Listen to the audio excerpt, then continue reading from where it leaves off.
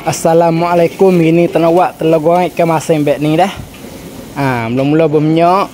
Lepas tu bawang putih sikit masuk dah. Kita goreng bawang putih tu masak sikit dah. Agak tak masak dah ke, kita telur masuk. Ni kita bakar telur dalam 3 teh dah. Lepas telur itu goreng telur kering dah. Kalau pia tak faham boleh tanya dia. Kalau pia kena cara buat menu ni tak, boleh bagi kot saya dia. Saya bagi kot saya dia. Agak tak kering dah ke. Tebus ikan masin, lada merah, telur masin baru besar sikit masuk dia. Lepas tu sakar sudu, cicak paruh sudu ya dah. Lepas tu becing sikit dia. Becing ni nak buh apa, saya buh tak apa dia.